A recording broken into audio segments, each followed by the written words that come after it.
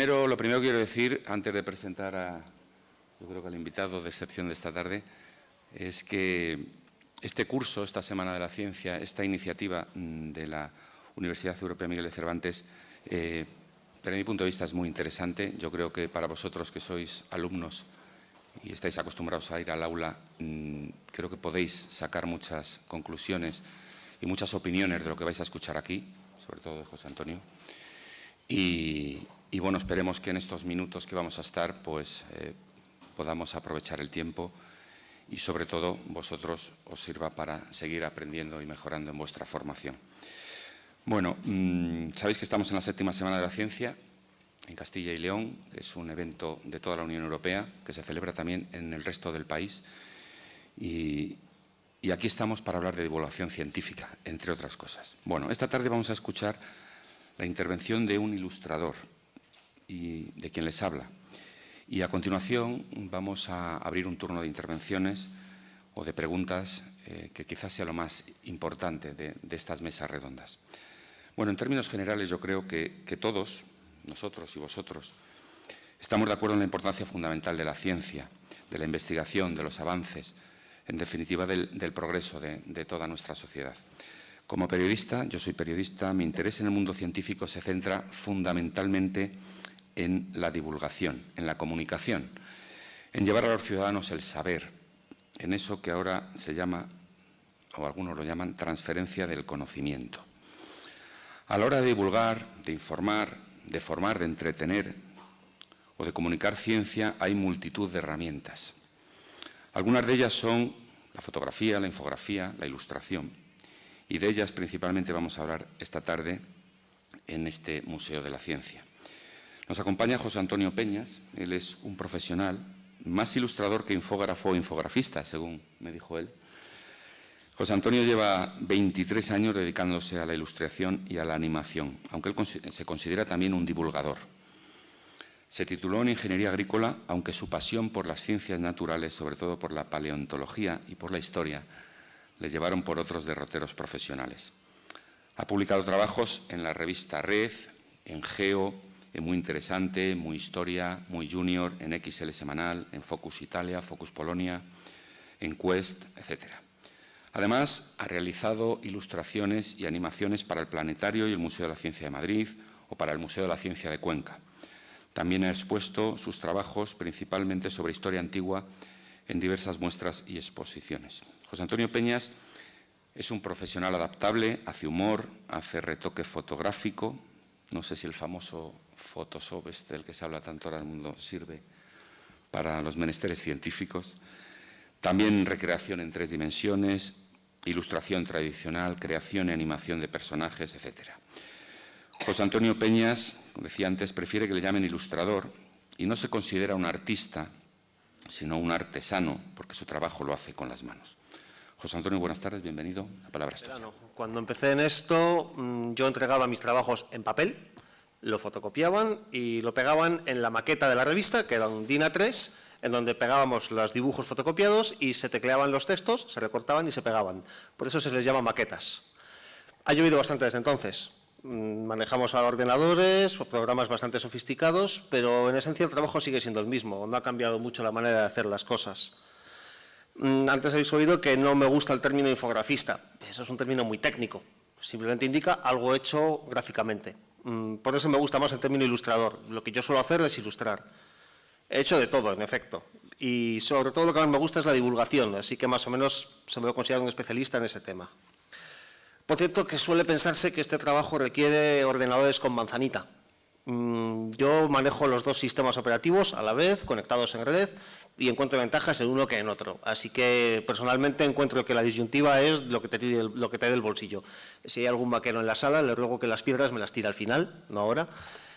Y también suele pensarse, la mayoría de la gente, cuando le dices que te dedicas a esto, dicen, pero eso no lo hacen los ordenadores. O sea, los ordenadores no trabajan solos. Pero allá en el 95, cuando empezaron a hacerse bastante más populares los equipos con capacidad de diseño, muchísima gente lo pensaba. Agarraban una foto, le metían 2 filtros y se presentaban como diseñadores gráficos. El tiempo ha puesto a todo el mundo en su sitio y el momento del todo vale pasó rápidamente. Al final, para hacer este trabajo se requiere muchas horas de esfuerzo, bastante dedicación, paciencia y también unas buenas dosis de creatividad y buen gusto. Así que la mayoría de la gente que se presentaba con ese título ha acabado dejándolo y buscándose un trabajo más sencillo. La divulgación nos añade un problema más a estas cosas que os he comentado antes, y es que conviene conocer el tema del cual estás trabajando.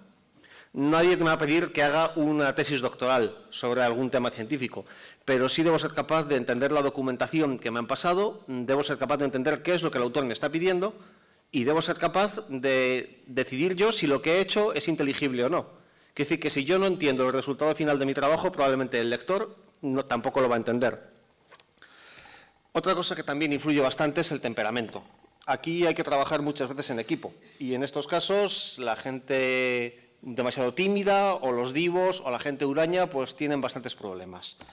El resultado final tiene que satisfacer a mucha gente, no solamente al ilustrador, al editor, al redactor, al censor, por así decirlo, porque no nos engañemos, todo esto también pasa a su pequeña sección de censura. Y el ilustrador debe ser capaz de relacionarse, de dialogar y de negociar muchas cosas antes de que podamos dar por cerrado un tema. Voy a mostraros algunos ejemplos en los que revisaremos el oficio de un modo un poco más directo. Estas imágenes van referidos a un trabajo que se desarrolló en unas condiciones, a 2 trabajos realmente, que serían idílicas. Nunca he vuelto a encontrarme con esta situación. Este es el terópodo Pelecanimimus, un pequeño animalito del Cretácico de Cuenca. Fue mi primer modelo en 3D. Y el caso es que era un trabajo de aprendizaje personal, pero el redactor jefe de la revista, muy interesante, Enrique Coperías, pensó que podía ser una buena manera de presentar un artículo sobre la recreación virtual de animales. Así que me puso en contacto con la Cátedra de Paleontología de la Universidad Autónoma de Madrid y tuve el raro privilegio de poder trabajar directamente sobre el fósil original, el único ejemplar que existe en el mundo. Además, se me dio carta blanca para hacerlo a mi manera, el tiempo que necesitase y los medios que pidiera. Así que no solamente pude hacer un trabajo de una buena calidad, sino que además encontré una ayuda imprescindible en los paleontólogos José Luis Sanz y Francisco Ortega, y mantenemos una buena relación desde entonces, tanto personal como profesional. Pudimos hacer animación, ilustración, secuencias de movimiento, no hubo ningún problema en ese sentido, así que todo fue bien, de principio a final. Este bichito fue una propuesta muy interesante de un prestigioso ilustrador y divulgador, Mauricio Antón. Si alguna vez os molestáis en meterlo en Google, os van a salir 7 o 8.000 entradas sobre él. Es uno de los mayores expertos del mundo en mamíferos extinguidos. Él se encargó de preparar el reportaje y dedicó una buena parte de su tiempo a enseñarme todo lo posible sobre anatomía comparada, biomecánica de felinos. Hicimos juntos el modelado, el trabajo de pelaje, las secuencias de movimiento. Fue un trabajo magnífico. O sea, de nuevo, tuvimos total libertad para hacerlo a nuestro gusto, el plazo que quisiéramos. Y el resultado no solamente fue bueno, aprendimos muchísimo. Y de ahí los dos hemos variado un poco nuestras carreras. Pero estamos hablando de una situación irreal. Un trabajo estupendo, con toda la libertad, con un plazo generoso, con una documentación ilimitada y asesoramiento profesional. Esto no lo vamos a encontrar nunca. A mí me ha pasado 2 veces y soy un privilegiado. En una situación óptima recibes un encargo razonable, con unos plazos razonables, y o bien tienes capacidad para llevarlo a término, o alguien, ya sea el autor, un editor, un miembro de la redacción, te ayuda con la documentación y te orienta. Eso es la mayoría de los encargos que he tenido con la revista Muy Interesante en concreto. La mayor parte de mi carrera la he desarrollado con ellos y tengo una muy buena relación con la redacción, con lo cual hemos tenido siempre un buen flujo de trabajo. Si la persona que ha hecho el artículo tiene las ideas gráficas bastante claras, que no es tan raro, mucha gente en este país tiene bastante habilidad a la hora de garabatear, aunque sea 2 rayas, y el ilustrador entiende lo suficiente como para no requerir un diccionario a la hora de leer la documentación, pues las cosas pueden salir bastante bien rodadas.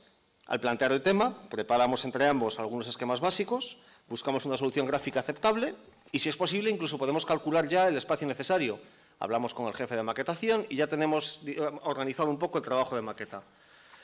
Hace unos años, Enrique Coperías me encargó una infografía sobre el proyecto de la sonda Deep Impact, un proyecto para estrellar una nave contra un cometa y analizar por la explosión el tipo de materiales que lo componían. Cuando nos reunimos, él ya tenía garabateado esto, que puede parecer 4 rayas mal hechas, pero bastó para indicarme bastante claro lo que quería.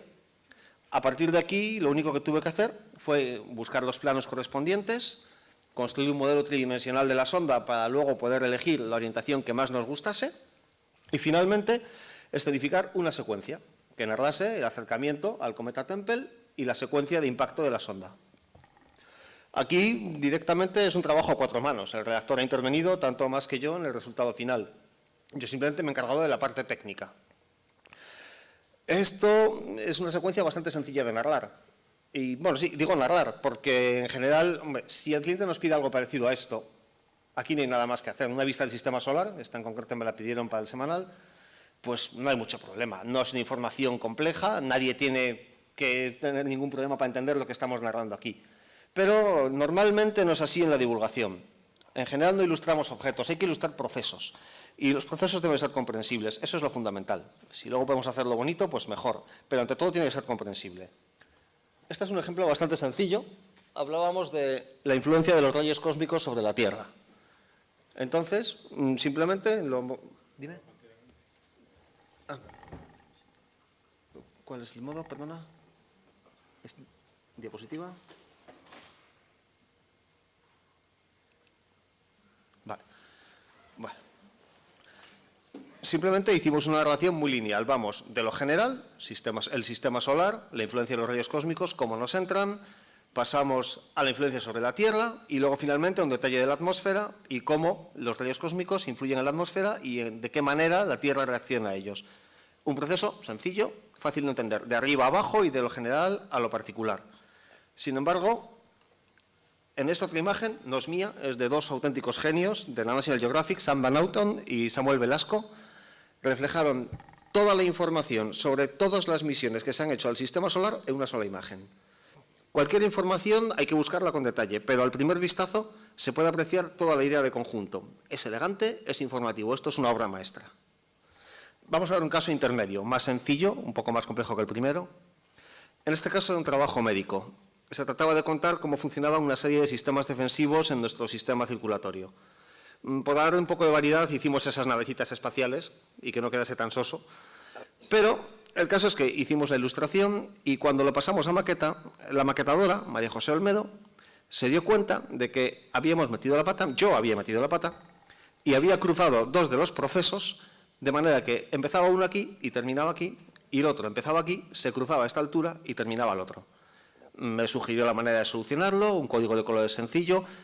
Y desde entonces he tomado por costumbre que, dado que me meto mucho en mi trabajo cuando hago algo y soy incapaz al final de ver los pequeños errores, porque me he metido tanto que yo lo entiendo y no me doy cuenta de que alguien puede no entenderlo, que procuro siempre, antes de entregar algo, que lo vea gente que haya sido ajena al trabajo, que no tenga nada que ver y que comprueben ellos si ven errores. Es la manera más fácil de evitarlo, porque en serio, cuando te centras mucho en algo, puedes perder la perspectiva totalmente.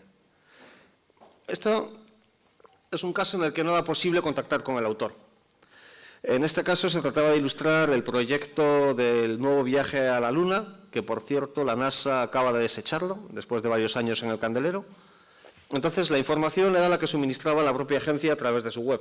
Así que tanto la redacción como yo trabajábamos sin poder contrastar las fuentes. Así que en base a esa información yo construí unos esquemas, los mandé a la redacción, la bocetamos y fuimos trabajando a ciegas, al menos de forma oficial, ya os lo explicaré más tarde, hasta que dijimos el resultado final.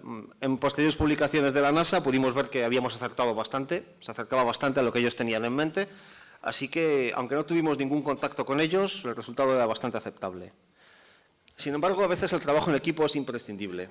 Esto es un desplegable que hicimos muy interesante, llamado el Metro de la Ciencia. Se trataba de juntar todas las actividades científicas occidentales, un mapa de tipo metro. Este trabajo lo hice junto con la editora Pampa García y en teoría ella tenía que asegurarse únicamente de que los datos fueran correctos, pero tenemos un buen feeling, congeniamos bien y tuvimos un intercambio muy fructífero de ideas. Al final, ella se encargó de, yo diría, casi un tercio de la estructura es obra suya directamente. Además, tuvo la idea de ofrecer en nuestra web un archivo editable a gran formato, de manera que los lectores pudieran descargárselo. Una iniciativa que tuvo bastante éxito y nos abrió la puerta a nuevos modos para enlazar la revista con su versión electrónica. Pampa, por cierto, es física, es licenciada en física, y eso resultó vital a la hora de ejecutar esta ilustración. Física de partículas. A mí, personalmente, la física de partículas, pese a todo lo que he leído sobre ciencia, me suena a chino. Así que tuve que basarme exclusivamente en sus ideas y en sus conceptos al respecto. Yo aquí no podía opinar, porque la documentación no servía de nada. En este caso, no podía interpretarla. Así que se puede decir que el trabajo es de ella. Yo fui la mano y ella la mente ejecutora. No obstante, también hay que trabajar en solitario muchas veces. El cliente no tiene más opción en ocasiones que contar con nosotros al 100%. Suele pasar si se trata de hacer una portada o la apertura de un tema. En este caso, la información no importan tanto los datos como el impacto visual. Aquí queríamos una pequeña alegoría del multiverso. Ya os digo que no había ningún dato que había que reflejar, así que me limité a buscar una imagen atractiva, añadir una figura humana para darle un aspecto cálido y ejecutarlo con un poco de dinamismo, con el famoso Photoshop. Como hemos comentado antes, que no nos engañemos, es la herramienta más importante a la hora de hacer este trabajo. Debo decir que empecé a trabajar con Photoshop 1, creo que llevamos por la 12ª versión, y en ese tiempo creo que han caído del mercado unos 12 competidores de Photoshop, y probablemente seguirán cayendo, así que puede que sea el único programa que se mantiene como líder. En otras ocasiones, el problema es que nadie sabe cómo ilustrar un tema. En este caso, se trataba de una portada para muy interesante. El tema era el sexo cerebral y nadie tenía ni idea de cómo representarlo, así que me llamaron y me dijeron que lo que yo hiciese. Puesto que era una portada, teníamos algunas limitaciones. Por ejemplo, no te permiten hacer cosas demasiado obscenas. Por eso jugué con figuras de cristal, de manera que podíamos hacer algo un poco más caliente de lo normal, reflejando con los colores la tensión sexual y forzando el color en los cerebros para indicar que esa es la principal herramienta erógena. Salvo unos pequeños ajustes para encajarlo bien en la página, no hubo que hacer ninguna modificación, así que este es un caso que salió bien prácticamente a la primera. En otras ocasiones trabajas solo si no necesitas ninguna ayuda. Puede ser, ya os han comentado, soy un gran aficionado a la paleontología. A la hora de ejecutar este desplegable sobre la espiral de la vida, pues aquí fue un trabajo mío al 100%, incluso los textos que acompañaban a la ilustración eran míos. Yo pude aportar la documentación, todo el trabajo básico de documentación gráfica, e incluso pude haberme encargado de la edición si no fuera porque nadie se dio cuenta que era absurdo que yo editase mi propio trabajo. En otros casos, la información simplemente es tan fácil, al menos tan fácil de entender para el ilustrador, que no se requiere más ayuda adicional. Fue en este caso, el tema era el ciclo solar, el ciclo de una estrella, desde su nacimiento hasta su muerte, y en qué punto se encuentra nuestra estrella en diversos pasos dentro de nuestro sistema solar. Era algo sencillo de entender, visualmente bastante agradable, y no daba ningún problema, así que no requerí ninguna ayuda para ejecutarlo. En este caso y en el anterior se trataba de desplegables. La verdad es que trabajar sin limitación de formato es una verdadera gozada. Y en otras ocasiones trabajas sin ayuda de nadie porque ha pasado algo y alguien tiene que arreglarlo. En general te toca a ti, no hay plazos, nadie te puede echar una mano y tiene que salir bien a la primera porque no habrá ocasión para dar la vuelta. La última vez que me pasó esto fue hace 2 meses con una revista extranjera, Focus Polonia. Estaban ilustrando un monográfico sobre paleontología y querían ilustrar un artículo sobre la vida sexual de los dinosaurios. Y, por lo que entendí, la persona que tenía que hacerlo no estaba. Así que tuve que ejecutar 4 dobles páginas como esta en 3 días y tenían que salir bien a la primera. Pude hacerlo porque, afortunadamente, por motivos de otro encargo, tenía disponibles varios modelos de dinosaurio bastante operativos. Y bueno, como no había limitación y tenía que ser lo que yo hiciese, pues le di su pequeño toque de humor y salió bastante bien. De hecho, espero poder utilizarlo más adelante, dado que he podido guardarme los derechos de uso. Bueno, normalmente la ilustración es más informativa que la fotografía, pero hay determinadas áreas en las que un ilustrador trabaja en desventaja. La astronomía es, desde luego, la más dura. Si alguno de vosotros ha visto la película 2001, se hace una idea de la imagen que tenía la gente del espacio hace 30 años. Era un telón de fondo negro con puntitos blancos. Entonces llegó el Hubble, llegaron las misiones a Marte con los cochecitos robot, Llegaron las sondas satélites a los planetas exteriores y resultó que el universo era bastante más interesante, bastante más exótico de lo que nos imaginábamos. O sea, realmente hay cosas en el espacio tan hermosas que no podemos competir con ella, por bien que hagamos una ilustración. Eso, de todas formas, nos deja algún margen, por ejemplo, para hacer trabajos de tipo especulativo. En este caso, se trataba de una imagen casi de ciencia ficción, un tema sobre cómo podía ser el estudio de la exobiología. Y bueno, intenté mantenerme dentro de unos límites de lo que es razonable, tecnologías que se conocen, robots de ayuda, maquinaria tipo holográfico, y en vez de marcianos con trompetilla, pues formas de vida semivegetales, hongos. Solo me dejé llevar un poco por la fantasía a la hora de ponerles ropa, un poco en el estilo space opera. Pero en general los temas de astronomía no suelen tratarse así, suelen hacerse de una forma bastante más técnica, bastante más dura. Básicamente son temas de ingeniería prácticamente. Al menos es lo normal cuando hablamos de ciencias duras. Pero en las últimas décadas, también incluso una ciencia aparentemente tan abstracta como la astronomía se ha abierto mucho y ha encontrado vertientes que son apasionantes desde un punto de vista gráfico.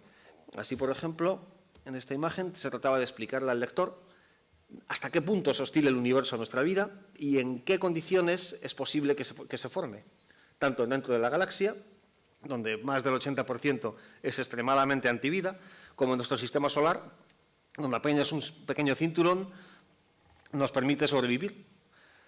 En otros casos tenemos cosas como el estudio de los geólogos, el equipo Álvarez, en los años finales de los 70, que investigando una anomalía en la distribución de iridio en los estratos del Cretácico, desarrollaron toda la teoría sobre el impacto cometario y la gran extinción. En estos casos, si puedes juntar explosiones con dinosaurios, os puedo garantizar que el lector va a quedar encantado. Si además pusiéramos poner alguna chica ligera de ropa, ganaríamos mucho mercado, pero aquí ya es difícil integrarlo. En estos casos, afortunadamente, incluso hemos recuperado un poco la fantasía, pero seguimos un poco pendientes del valor de la fotografía. La fotografía en muchos casos nos sigue ganando, porque en general, como primates que somos, asimilamos la información mucho mejor si nos entra por los ojos. Es un principio igual a la ilustración a la fotografía, pero la fotografía tiene el peso añadido de la realidad. Eso es mucho peso. Es decir, por muy hermoso que haga nuestro trabajo, esto no deja de ser algo que yo me he imaginado. Una fotografía es una prueba de realidad. Y eso nos trae un dilema. Normalmente, en todas las redacciones, tenemos que hacer trabajos de retoque fotográfico.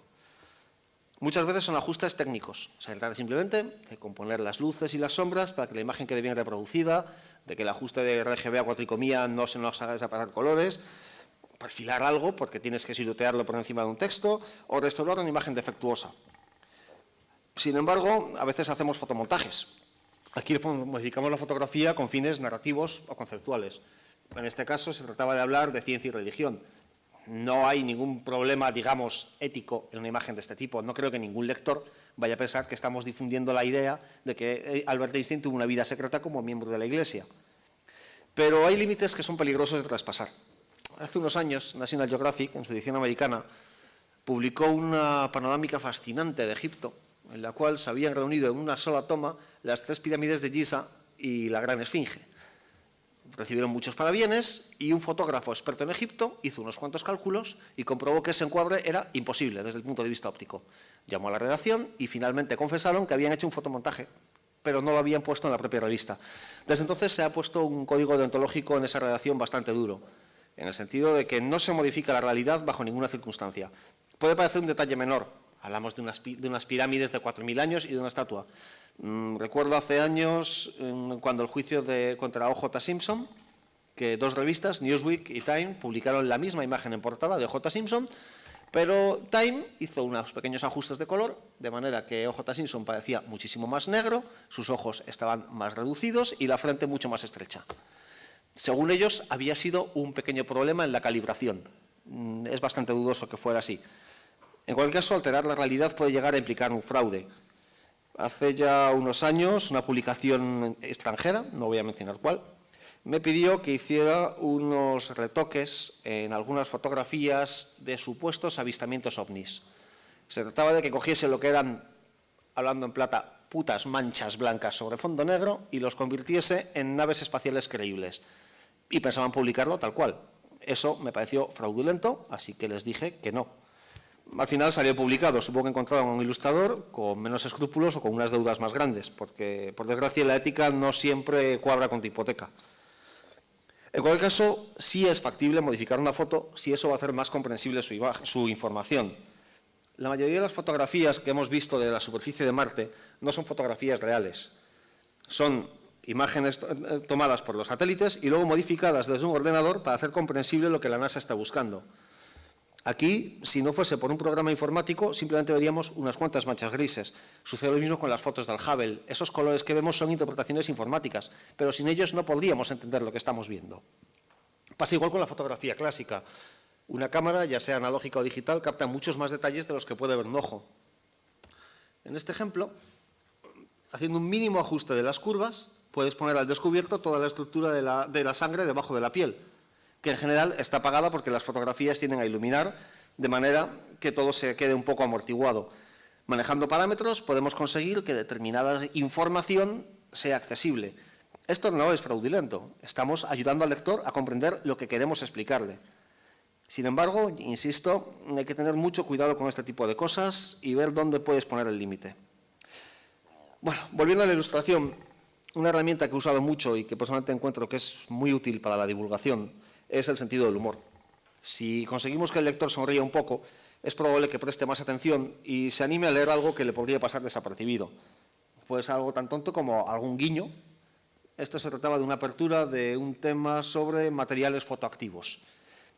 Resulta imagen simpática, juguetona, y oye, si con esto conseguimos que alguien se anime a leer un artículo que francamente era bastante duro de tragar, pues todo eso que llevamos adelantado.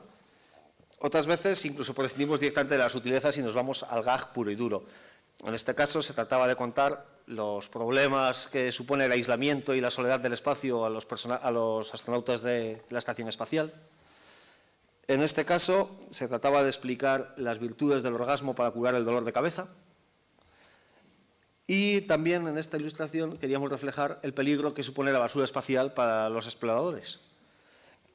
No obstante, de nuevo nos encontramos con algunos límites que dependen, de nuevo, de tu propia ética y también de tu buen gusto. De nuevo, también para mí, Jorge Alcalde, el actual director de la revista Cuo, me pidió unas ilustraciones para un tema sobre la enfermedad mental y cómo cursa a lo largo de la vida de un individuo. Quería ilustraciones humorísticas, pero tras leer el texto consideré que poner un chiste al lado de un párrafo que empezaba hablando del síndrome alcohólico de un feto pues resultaba al menos desagradable. Así que le propuse un acercamiento diferente, que afortunadamente, al menos para mí, se aprobó, obviando todo tipo de humor e intentando buscar algo más simbólico. Eso fue factible porque tenía suficiente confianza con él como para defender un punto de vista diferente. Hablé antes de la actitud personal. Debes ser capaz de sostener tus opiniones. Por eso no sirve intentar encabezonarte o decir que sí a todo. Si el cliente se está equivocando en algo, conviene ser capaz de explicarle por qué, de una manera diplomática, y ofrecerle una solución. Si, pese a todo, insiste en su idea original, es el jefe y manda. Ahí ya no hay nada que decir. Bueno, no hay mucho más que contar sobre lo que es el aspecto profesional. Vamos a añadir algunos detalles técnicos. El ordenador es una herramienta útil, pero en general seguimos trabajando originalmente con lápiz y papel. Vamos a ver un ejemplo práctico. En este caso se trataba de la influencia de los plásticos en un ecosistema marino. La redactora me pasó todos los datos que quería incluir en la imagen. Sobre ello hice la parte derecha izquierda que veis, que es simplemente un esbozo de los elementos para situarlos de acuerdo a la maqueta y lo que teníamos. En base a eso, un dibujo más detallado. Hasta aquí hemos seguido trabajando a mano puramente. Y una vez aprobado esto por la redactora y por la sección de maquetación, escaneamos. Pasamos directamente ya a los programas. En este caso, estamos hablando de un programa de pintura, conocido como Painter, que permite hacer un trabajo bastante manual. Y una vez ejecutado todo el trabajo, ya lo pasamos a Photoshop, una vez más, que es donde podemos hacer todos los ajustes de color para asegurarnos de que esto, cuando se imprima, no sea un manchurrón gris. Finalmente, ya con todo el trabajo, llegamos a lo que sería el arte final, cuando incluimos todos los textos, la información. Y sobre estos textos, esto es lo que ya pasa a edición y a partir de aquí mi trabajo termina. Aquí ya pasa a redacción y puedo olvidarme. Esto ya es el fin del tema. Son 5 pasos que pueden llevarte a lo mejor, en un caso como este, 2 semanas de trabajo, alternando con otros temas, que como digo es muy parecido al sistema que hacíamos antes de los ordenadores. Es decir, un programa tipo Photoshop, un programa como Illustrator o Freehand trabajan de la misma manera que yo hacía con pincel y aerógrafo. Las técnicas son similares, el ordenador no ha cambiado más que el hecho de que podemos llegarnos a niveles de detalle más grandes, trabajar de noche y ese tipo de cosas. En cambio, tenemos otro tipo de programas, que son los programas de realidad virtual, que son más bien como herramientas de escultura. Se trata de construir escenarios, de iluminarlos, personajes, objetos y sacarles tomas del mismo modo que sacarías fotografías. Este tipo de software permite alcanzar unos niveles de detalle y realismo realmente enfermizos. Yo personalmente utilizo un programa un poco inusual llamado Lightwave de NewTek, otros usan 3D Max, no se puede recomendar uno específico, todos los programas son decentes, ahora un resultado final. La cuestión es que este tipo de programas sí nos ha cambiado una forma de trabajar y es que nos permiten añadir movimiento. Hace poco, en la web de Muy, en Muy Historia publicamos un tema sobre la gran mezquita de Sevilla y decidimos añadir un pequeño paseo virtual por la propia mezquita a través de nuestra web, de manera que el lector pudiera hacerse una idea más detallada de cómo era realmente ese edificio, no solamente con un dibujo, que por muy detallado que sea, solo nos ofrece una vista. Esto resulta bastante atractivo a la hora de ofrecérselo al público y te permite combinar una información que de otro modo quedaría fuera del trabajo. La ventaja de esto, como ya dije antes a la hora de hablar del mapa del metro de la ciencia, es que podemos relacionar bastante la información que ofrecemos a través del papel con la información complementaria que ofrecemos a través de nuestra web. Es decir, podemos mezclar los dos medios. Aparte de esto, tiene otra ventaja añadida. Este material es reutilizable. Del mismo modo que yo he hecho este modelo y le saco esta toma metiéndole una cámara por dentro, más adelante podemos necesitar escenificar una secuencia del mundo árabe, tenemos esto ya hecho. Y también podemos ofrecer al lector algunas imágenes interesantes de cara a noticias. Por ejemplo, a la hora de explicar la última misión que se iba a lanzar, me parece, salió esta semana, el último viaje, la Atlantis. Podemos hacer una pequeña imagen para que el público tenga una idea de cómo es el lanzamiento de un Atlantis. El tipo de pasos que se dan, cómo es la torre, cómo es el lanzamiento. O también podemos integrar la información que nos ofrece la NASA, toda la cartografía que nos han ofrecido en los últimos tiempos de Marte, y podemos ofrecerle a nuestro público una pequeña secuencia en la cual viaje por el planeta rojo, integrando la orografía real, no inventándonosla. En fin, las posibilidades al respecto no han hecho más que empezar a dañarse. Creo que en un momento dado, con el papel electrónico, podríamos empezar a pensar en incorporar el propio movimiento a las revistas. Son solo elucubraciones, pero he visto ya algunos resultados en prototipos y la verdad es que dan el pego. No creo que tardemos mucho en verlo. En cualquier caso, si los ordenadores no cambiaron mucho nuestra manera de trabajar, lo que sí lo ha hecho es Internet. Allá en el 92 tuve que hacer una ilustración sobre la pesca costera y la única manera que tuve de documentarme fue irme a una pescadería lápiz en mano, porque no había información disponible de ningún tipo. Hoy en día me metería en Google, buscaría una base de imágenes, teclearía el nombre científico del bicho en cuestión y elegiría de entre 100 o 200 fotos la documentación que más me interesase. No solo se trata de documentación gráfica, podemos intercambiar, porque con los años se ha ido creando, sin comerlo ni beberlo, una comunidad bastante amplia de ilustradores, modeladores, animadores, que intercambiamos archivos, información, ayuda. Si necesito consultar una duda, la publico en la red y en general lo normal es que me respondan antes de 24 horas. Del mismo modo que yo puedo ayudar cuando me solicitan que eche una mano. Antes os mostré una imagen del viaje a la Luna de la NASA. Cuando estaba haciendo ese trabajo, fui publicando el desarrollo de los modelos en un foro de 3D, lo que llamamos el Working Project, y el caso es que gente de la NASA se conectaba a ese foro y se pusieron en contacto conmigo porque estaban bastante contentos con lo que estaban viendo. De hecho, les estaba gustando más que sus propios modelos. Así que ellos me pasaron una documentación bastante abundante, más detallada de la que ofrecían a través de su red. Por eso os decía que no tuvimos contacto oficial, pero de manera extraoficial, a través de la red, sí conseguimos bastante información que no estaba disponible. Eso me permitió consultar dudas, aprender, mejorar de nuevo, depende de tu personalidad. Hay que tener unas cuantas normas básicas de respeto con el trabajo ajeno y con una cierta educación a la hora de moverte, y en general la gente responde. Quiero decir, si yo ofrezco mi ayuda, la gente me ayuda. De cuando en cuando hay parásitos, eso es inevitable. Y cuando colgamos nuestros trabajos en una galería, no deja de ser raro encontrártelos luego publicados en algún lado con un nombre que no te suena de nada. También te permite conectar con gente con la que de otro modo no podrías entablar el más mínima conexión. Hace cosa de unos meses, un chaval iraní de un instituto de Teherán nos pidió a mí y a otros ilustradores que exponemos nuestros trabajos en la CG Society, quería permiso para utilizar nuestras imágenes en una exposición en su instituto sobre temas de ciencia. Yo accedí encantado, hace poco en su blog colgó las imágenes de la exposición. La verdad es que es una manera de entrar en contacto con el público muy interesante. Bueno, no hay mucho más que decir. La ilustración divulgativa es apasionante, no puedo engañaros, a mí me encanta mi trabajo. Tiene una buena dosis de gratificación personal y de aprendizaje. La recompensa económica es bastante más reducida, no nos engañemos, sobre todo con los tiempos que corren. Y el reconocimiento social es escaso. O sea, para qué engañarnos, el dibujante suele verse ante los demás oscilas entre el friki rarito o el bohemio viejo. Así que si alguno de los presentes tiene interés en dedicarse a ello y piensa usarlo para ligar, le aconsejo que se busque otro oficio y que si lo haces por verdadero interés, pues paciencia y buen humor, porque los vais a necesitar. Y eso es todo. Espero no haberos aburrido mucho.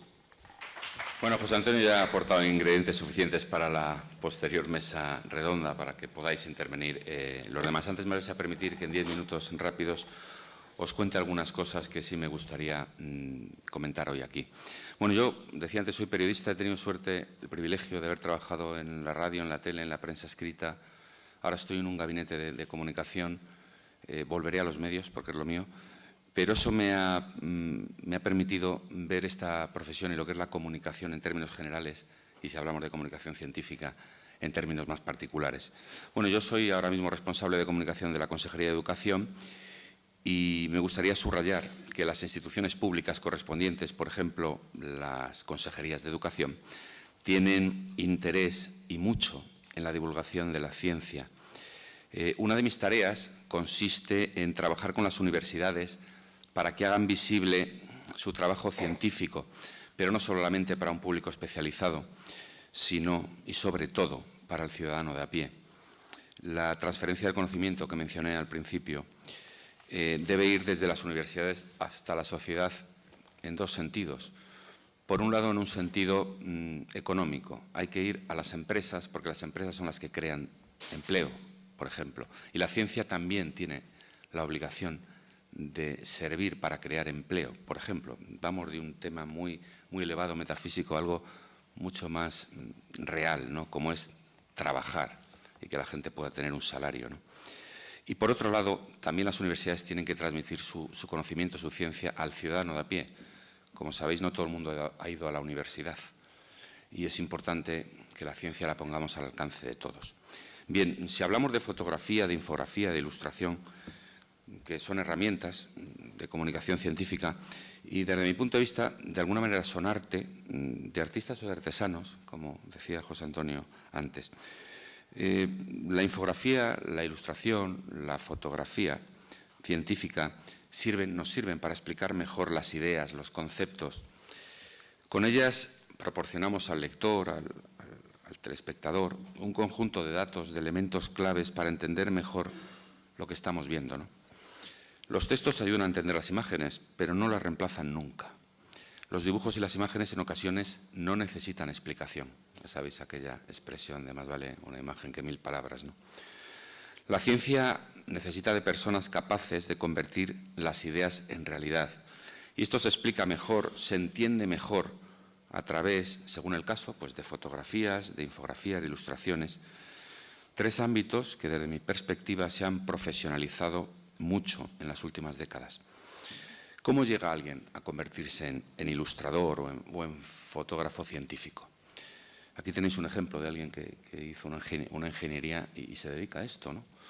Pero también tiene una base de conocimiento, porque él tiene que interpretar los datos que le dan. Él, si no sabe entender lo que le piden, lo que le encarga un cliente, pues difícilmente puede después llevar al detalle todas estas ilustraciones que hemos estado viendo, ¿no?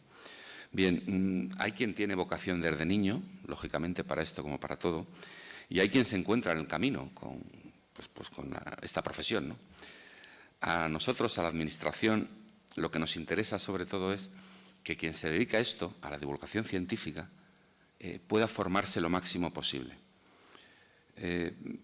Nosotros creemos que las fórmulas que permiten a cualquier persona aprender este oficio son diversas.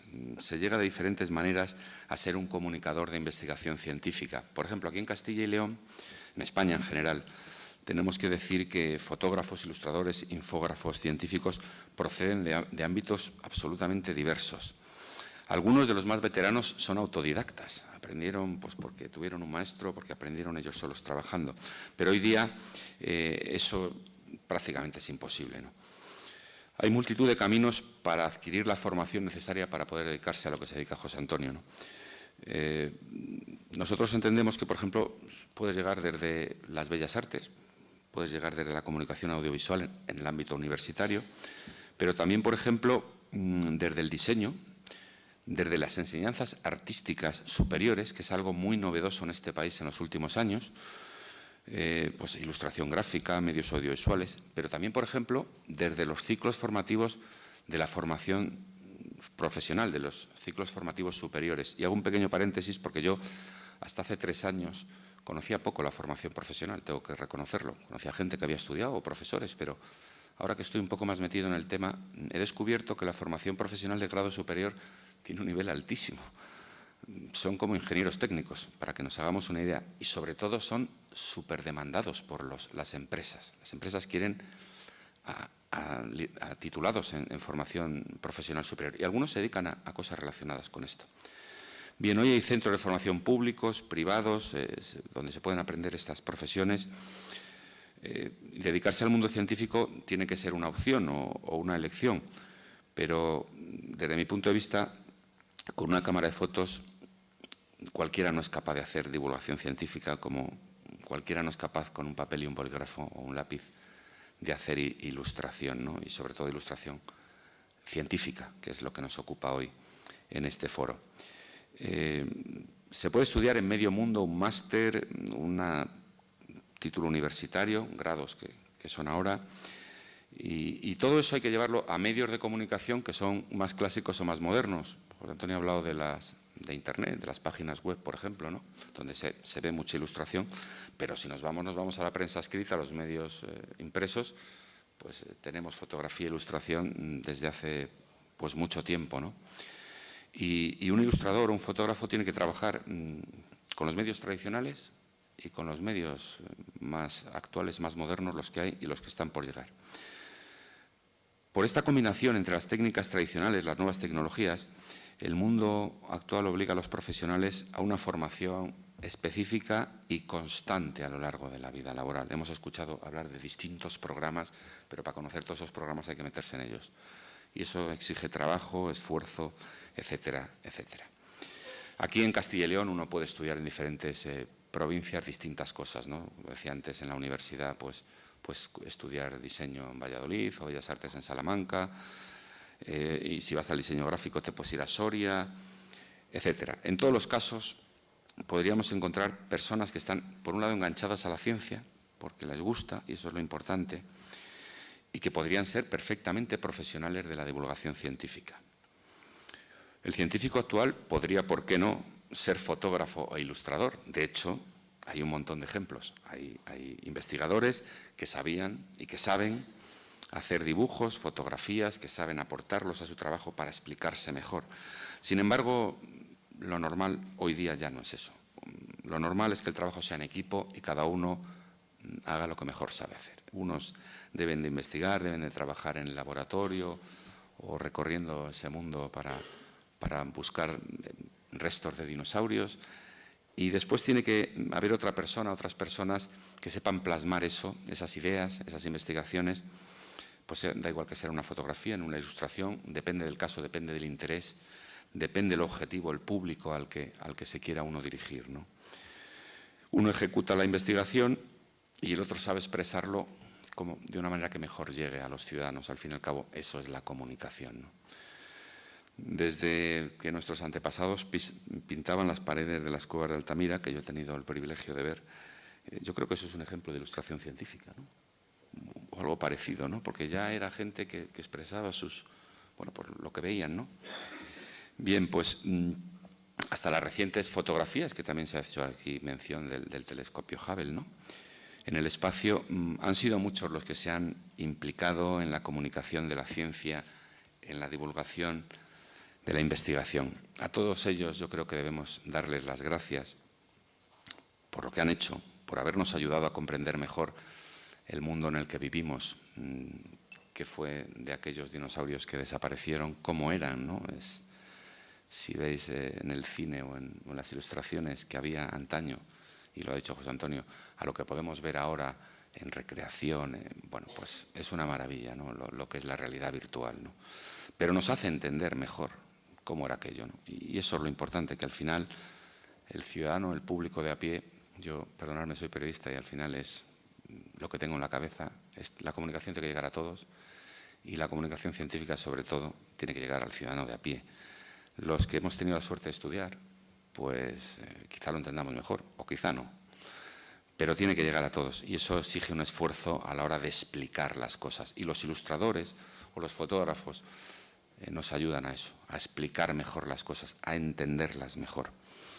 La tecnología, además, como sabéis, mejor vosotros que nadie, que sois de la generación tecnológica por excelencia, pues no se detiene. Aquí todo va avanzando, lo que valía ayer, los programas del año pasado se pueden quedar obsoletos, hay que seguir, pero eso obliga al profesional a estar al día, a estar reciclado, a no dormirse en los laureles, a no hacer las cosas quizás siempre igual, ¿no? A evolucionar profesionalmente, que es una de las cosas más importantes que puede haber en el mundo laboral, ¿no? Bueno, pues todas esas herramientas que tenemos novedosas, tecnológicas, pues ayudan, nos ayudan a explicar las cosas, nos ayudan a avanzar, pero eso sí, sin perder un ápice la esencia de que la imagen que a unos les permite expresarse mejor, a otros les permite entender mejor las cosas. Por último, y porque vamos a entrar en charla, espero que tengáis cosas que contarnos o que preguntar, diré que sería deseable, porque yo también he tenido la suerte de ser profesor de la Miguel de Cervantes, sería deseable, digo, que en el área de la comunicación, quienes estudiáis periodismo, publicidad, comunicación audiovisual, también hubiera vocaciones relacionadas con la divulgación científica. Por mi parte, eso es todo. Gracias.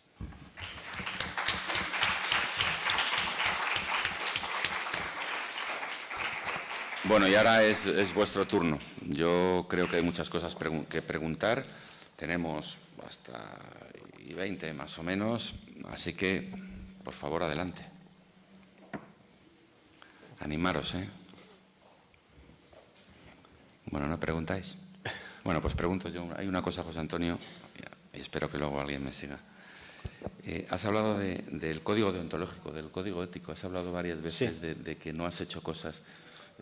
¿Cómo se lucha contra eso? Porque has puesto también un ejemplo claro, ¿no?, de lo que es a veces tener que pagar una hipoteca, creo que has dicho, y eso es muy importante. Pues desgraciadamente, en efecto, depende de que estés en condiciones de poder decir que no. Yo tengo la suerte de que hasta ahora siempre he podido decir que no. Pero ocurre muy a menudo, tenéis... A mí no me ha pasado demasiadas veces, 2 o 3 en total. Siempre he podido negarme. Sé que si me hubiera pasado cuando empezaba, hubiera tenido que tragarme el orgullo y hacerlo. Es que depende de tu situación. Cuando empiezas te comes todos los marrones del mundo. Cuando estás un poquitín establecido, estás en mejor situación de poder plantearte tú tus cosas. Pero es así. Quiero decirte que si cuando me encargaron ese trabajo sobre los ovnis hubiera estado en mala situación económica, me la hubiera tenido que envainar y hacerlo. O eso, o buscarme otro trabajo. No hay más opciones. Bueno, dicho esto, que a mí me interesaba saber si ocurría mucho o no, porque yo creo que en las profesiones, en todas, los periodistas también nos pasa. Hombre, en temas de ciencia es raro que pase una cosa así. Sí, porque Pero puede pasar. parece como un ámbito un poco más serio y más formal. Que te suelten y que intenten convencerte que hagas un tema hablando, pues no sé, de la terapia con piedras como si fuera la última novedad de científica. Pues en general eso te mueve a risa, pero a veces te piden cosas un poco más serias. Y ahí te digo, todo depende de tu situación personal y de las ganas que tengas de comer caliente o no. Es así. La necesidad hace virtud, que dicen por ahí. Bueno, a ver, ¿Animaros a alguien? Sí, adelante.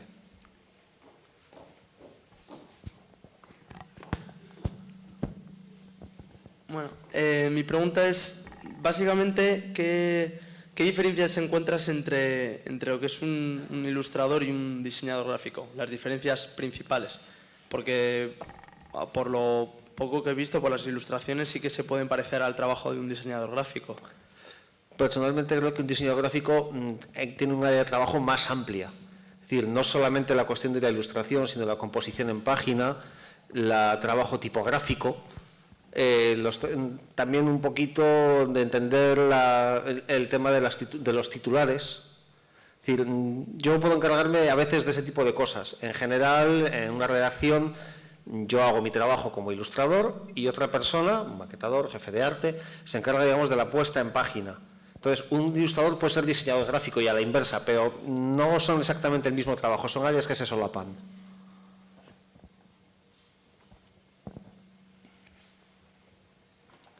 ¿Alguna mano más que se levante? Os oímos respirar, sabemos que estáis ahí.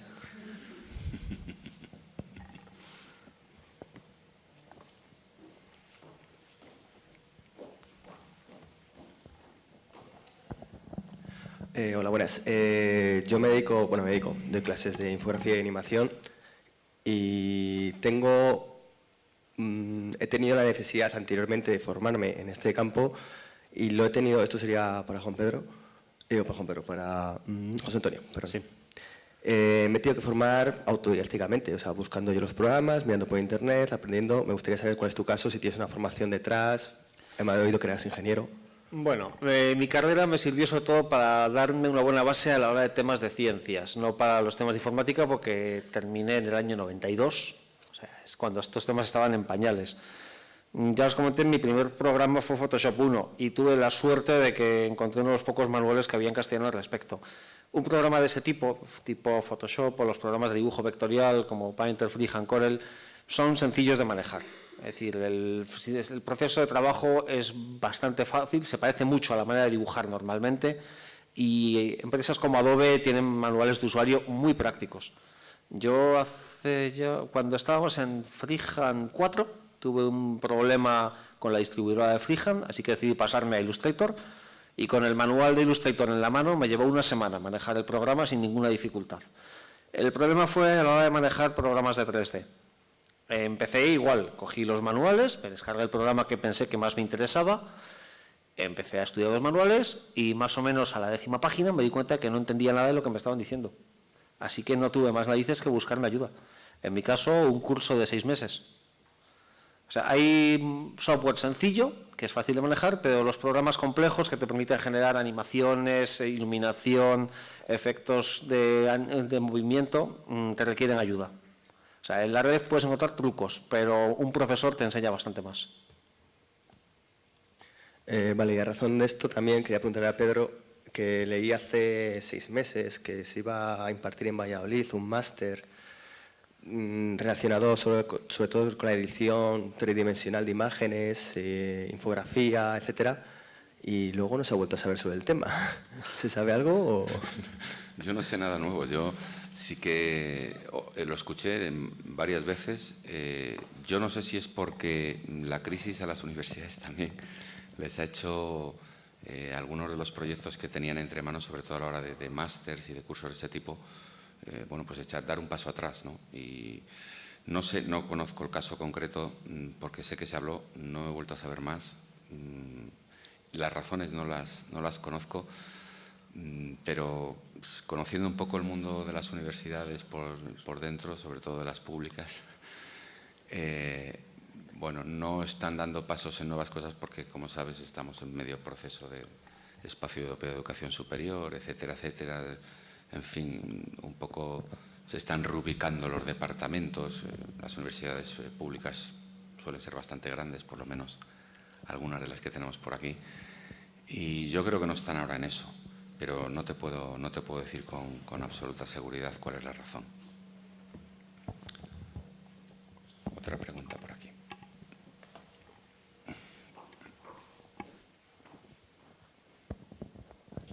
Ilustrando temas tan complicados como pueden ser la ciencia, el universo, que es completamente desconocido, que llevamos ya un tiempo viendo que el universo es desconocido, me gustaría preguntar si en algún momento no se mezcla la realidad con la ciencia ficción. ¿Es difícil no mezclarlo siendo infografista? Es difícil, sobre todo, como tú dices, en ese tipo de temas, empezar a lucubrar. En los temas, por ejemplo, de paleontología, quieras que no, una buena dosis es inventiva personal. O sea, yo puedo interpretar unos huesos de una determinada manera, conocer suficiente anatomía comparada como para saber cómo se entra el músculo, pero llegado un momento, en un punto como la imagen que habéis visto de los ceratópsidos copulando, es lo que a mí se me ocurra. Pasa lo mismo en los temas espaciales. Mientras vamos a temas, digamos, técnicos, puedes manejarte dentro de unos límites sensatos. Pero si ya te piden que lucubres un poco, ya ahí se te puede ir mucho la olla. Esta ilustración que visteis antes, vamos a ver cuál era, perdonad.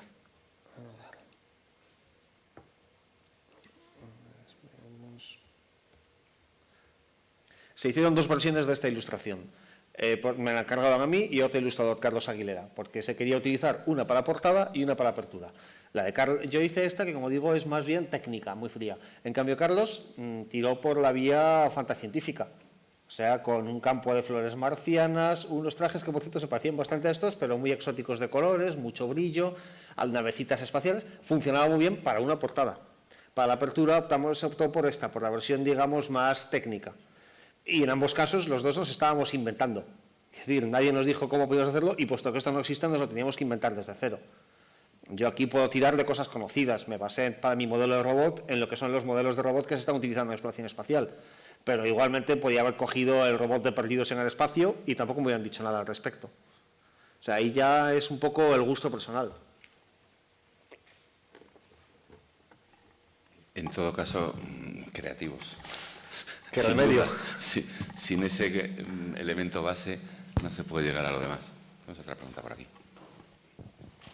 En cuanto a lo que decía antes de la deontología profesional y de hasta qué punto a ti te dan un tema complicado y te piden que le des un toque humorístico y no te sientes capaz a lo mejor de tratarlo de una forma humorística, también al revés suele pasar. Quiero decir, te encargan un trabajo, tú lo haces y hay censura en ese aspecto.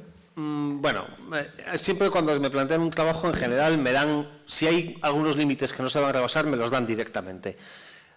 Vamos a ver, siempre vas a ofender a alguien, eso es inevitable, porque siempre hay alguien que se quiere ofender. Hace tiempo hicimos unas ilustraciones para un librillo sobre historia, era cosas humorísticas de la historia, y tenía que ilustrar la apertura del tema, era personajes históricos en situaciones comprometidas. Entonces me inventé un chiste sobre Hitler, como si alguien estuviese entrando en el despacho de Adolf Hitler y le pillase por sorpresa vestido de Marilyn Monroe haciendo el numerito de la falda, y él miraba hacia el lector y decía, Herman, viejo amigo, esto no es lo que parece, puedo explicártelo. Y debajo ponía, nota en el diario del mariscal Hermann Göring, y debo recordar que al despacho del Führer nunca se entra sin llamar a la puerta. Pues un lector llamó enfadadísimo, porque decía que nos estábamos posicionando a favor de la teoría de no sé qué historiador sobre la homosexualidad de Hitler. Quiero decir, yo estaba haciendo un chiste por el puro chiste, y se ofendía, y no daba su brazo a torcer. Eso te encuentras de todo, en ese sentido.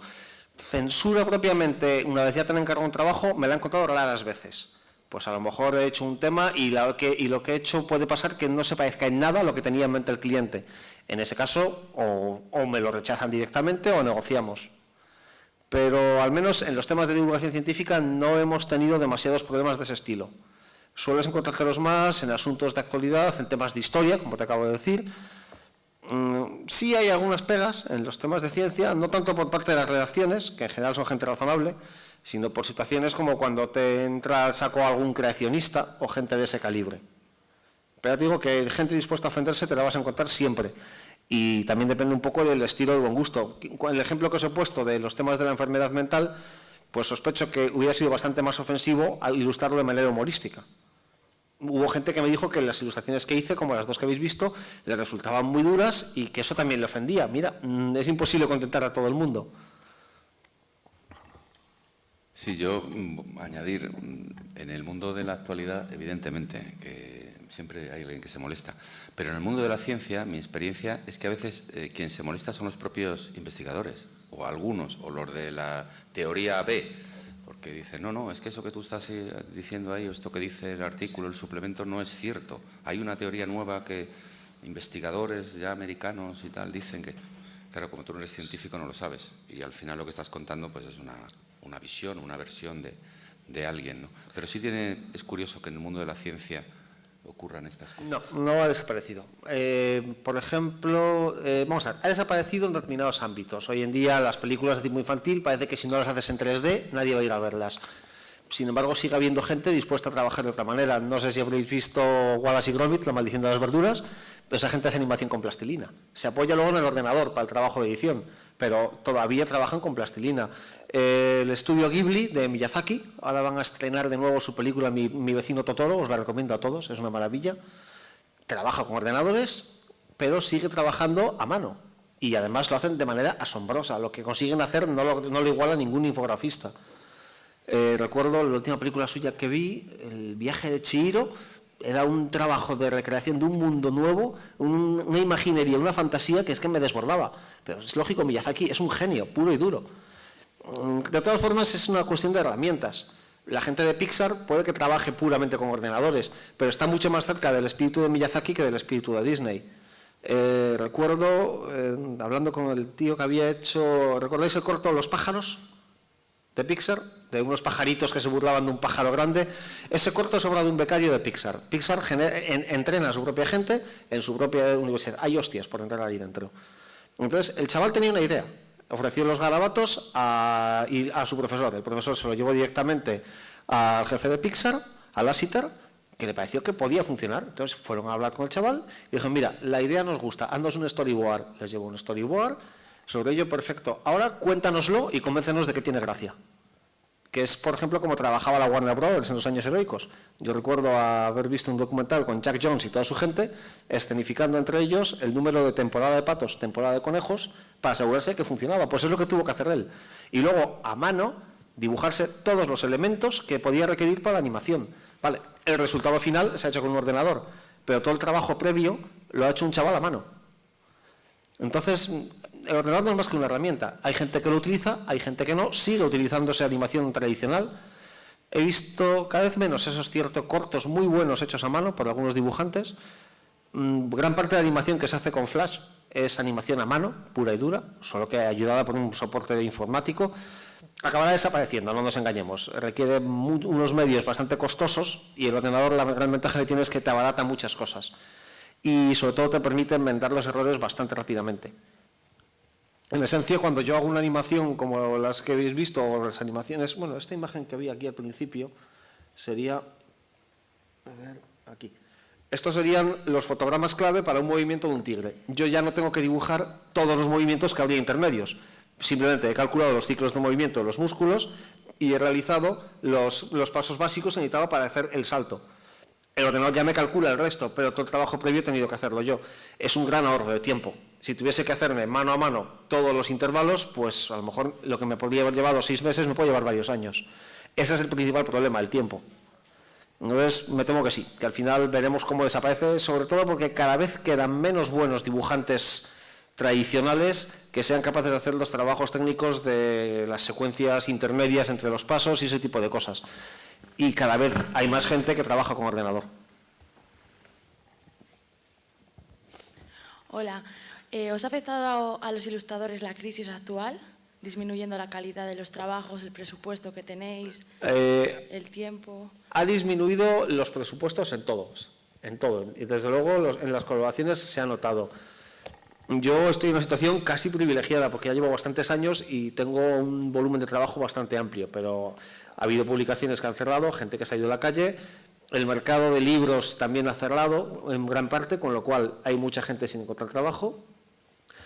La calidad no ha bajado, en el sentido de que, puesto que ahora hay mucha más gente que necesita trabajar, los clientes pueden permitirse el lujo de elegir a los mejores, porque les va a cobrar lo mismo que lo que cobraban antes los medianos. Los plazos han sido abusivos siempre, no nos engañemos. O sea, es muy normal que esto te digan para mañana y además bonito. Eso la crisis no nos ha afectado. Nos ha afectado en el sentido de que hay menos curro y el volumen de gente era no excesivo. Ya tuvimos nuestra limpieza, nuestra propia crisis en los años 90, hubo mucha gente que lo dejó. Hubo una primera crisis cuando llegaron los ordenadores. Casi todos los veteranos de aquella época, cuando yo empezaba, a más de uno le oí decir que los ordenadores no eran más que una moda y que pasarían. Ese tipo de gente no he vuelto a verla.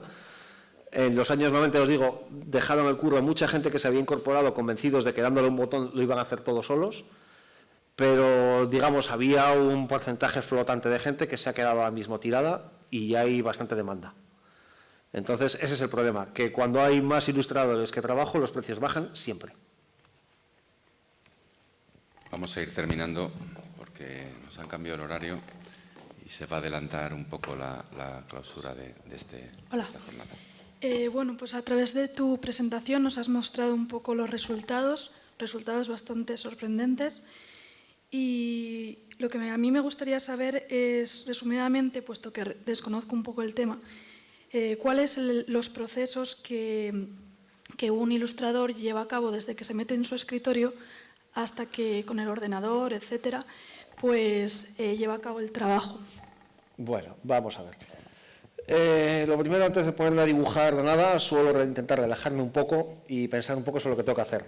Si es un tema de humor, una de las mejores maneras es agarrarme mi colección de mortadelos y empezar a leerme unos cuantos, o algún libro de tiras de Calvin y Hobbes. O sea, algo que me relaje un poco y me permita desintoxicarme.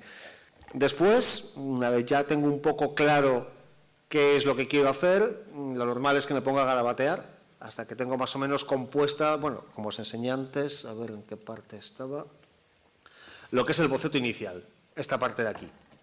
Es un montón de rayas, borra muchísimo, hago unos dibujos enormemente sucios, luego al final me los guardo por cariño, pero son una birria. Simplemente es componer, tengo que componer la escena que quiero contar. Una vez he logrado integrar todos los elementos más o menos, es cuando ya puedo pasar a lo que es el dibujo bueno, decente. Escaneo el boceto, me lo guardo y empiezo a trabajar.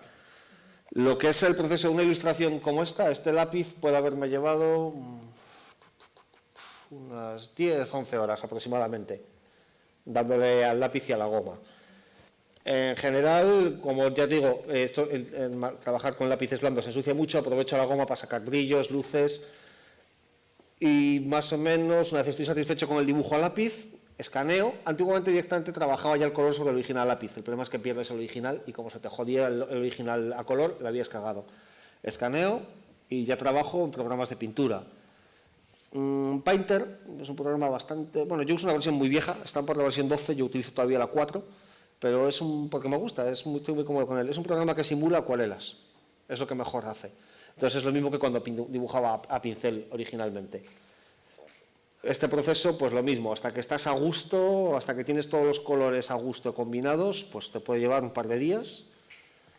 Y ya todo el trabajo que queda es más técnico. El trabajo en Photoshop es más de ajuste de color, de brillos. También se puede pintar en Photoshop, es un programa muy bueno para pintar, pero en Painter debe ser el único programa que ha sobrevivido a Photoshop porque hace algo que él no puede hacer, que es simular medios artísticos. Y ya lo que es la parte final, esa es rápida, porque desde el principio ya teníamos claro lo que queríamos contar y en general o me han pasado los textos o los he ido escribiendo yo por el camino. Normalmente yo suelo llevar mis ilustraciones con mis propios textos, luego ya el editor los corrige a gusto o los cambia enteramente según la necesidad. En otro caso, vamos a ver al principio, estos son temas mucho más sencillos. Del boceto a esto es casi inmediato.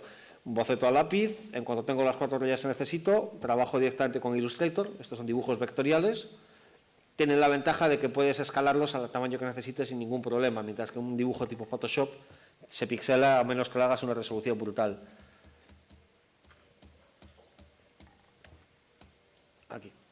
Aquí hubo que combinar las dos maneras. Lo que es la espiral está totalmente dibujada a mano y luego todos los animalejos son o dibujos a mano o modelos tridimensionales. Y el fondo estelar una fotografía porque ya no había tiempo de dibujar nada más. En este caso el dibujo de la espiral fue complejo porque esto, ya digo, era un desplegable originalmente de 1,5 metros por 1 metro, con lo cual tenía que dibujar en una cartulina más o menos de ese tamaño, llenando toda la mesa y me llevó un par de días hasta cuadrarlo todo. A partir de ahí ya todo fue rápido. Pero al principio el proceso siempre suele ser así. Primero un esquema básico de lo que quieres, un boceto detallado y a partir de ahí a trabajar a color. Bueno, pues tenemos que terminar. Una última pregunta. ¿Trabajas en casa? Sí. Con lo cual me puedo tirar... Bueno, si me vieras a las 5 de la madrugada, no me envidiarías. Me lo imaginaba. Además tengo un crío, con lo cual si quiero trabajar tranquilo tiene que ser de noche. De noche. Bueno, pues como los grandes artistas de toda la historia. Bueno, pues hasta aquí este universo en los medios de comunicación, hoy con un ilustrador, con José Antonio Peñas. Gracias, José Antonio, por haber estado con nosotros y gracias a vosotros por haber estado aquí.